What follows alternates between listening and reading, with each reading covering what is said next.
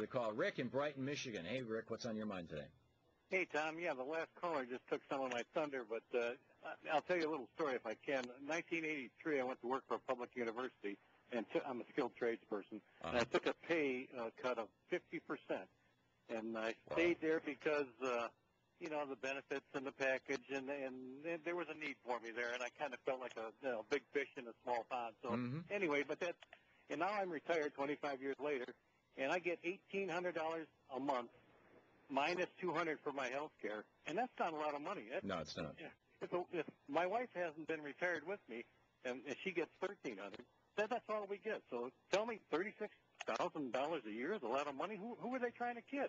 Well, I think these guys want everybody in America to be making $20,000 a year and be scared to death and be in rental housing, and they get to own the houses that we pay the rent on, and not to have a middle class anymore. They want to have a class of frightened working poor, because what that does is it produces a politically stable country. And it actually does. When you have a strong, economically strong middle class, then you end up with a politically strong middle class. We had an economically strong middle class twice in the history of this country.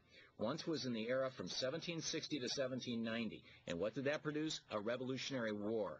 And we had an economically strong middle class in the United States. The second time that we had an economically strong middle class in the United States was in the period from 1950 to 1980. And what did that produce? The women's movement, the civil rights movement, the gay rights movement, and all of these things that conservatives look at, and the anti-war movement, all of these things that conservatives look at and go, oh my God, this is terrible, this is society in crisis, we've got to do away with this.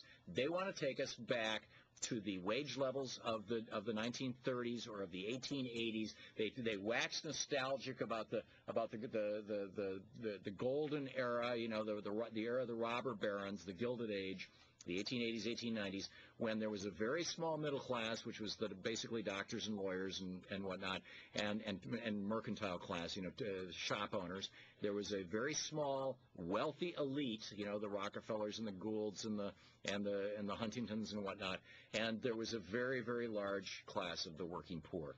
And the working poor were not particularly politically active, and that's what they want. That's what they want to take us back to. Rick, thanks for the call. Jeff in San Diego. Hey, Jeff, what's up? Well, I normally consider myself a democratic socialist and agree with you and Bernie Sanders about 9 times or 9.5 out of 10. But I have an issue. Okay, but I have an issue with something, and that is this whole public pay versus private pay. Right.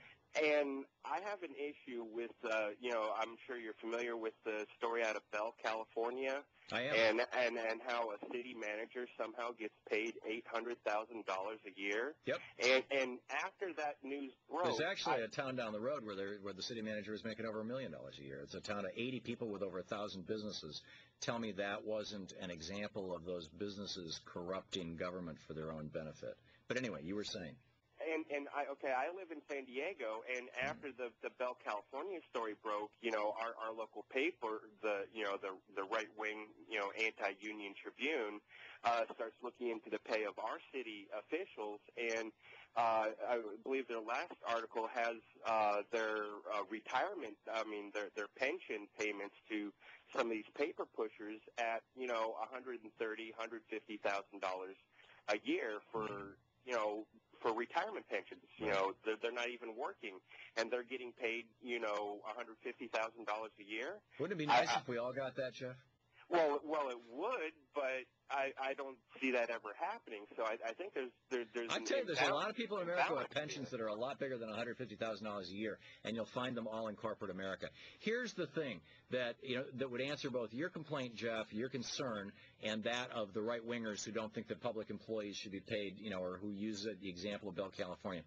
Bell, California, that could not have happened, and frankly, I don't think that what you're describing in San Diego could have happened in Burlington, Vermont, or in Worcester, Massachusetts, or in any of the, or in Montpelier, Vermont, or in Manchester, New Hampshire, in any of these towns in New England where they still have small d local democracy, where you have annual town meetings, where everything is published and transparent, where the town itself gets together every year and votes on the salaries of the employees, on the budget of the town. The town itself looks at the line item. It gets published in the local newspaper. I lived in Vermont for a decade. I can tell you, local democracy works. Public employees are well paid, but they're not overpaid. And when private contracts are put out, those are carefully scrutinized. What you're seeing in California is not the failure of government. It's the failure of not having democracy, not having small d democracy, not having people involved. You need to have, in order for government to work, in order for democracy to work, people have to be involved. And what happens is when you get government, when you get people saying, like George Bush said, I'm going to be the CEO president. We're going to run this country like a company. Well, Bell, California was run like a company. And guess what? The CEOs started getting rich, just like in companies. We need to run government like government. You're listening to the Thom Hartmann Program. Visit ThomHartmann.com for audio and video archives.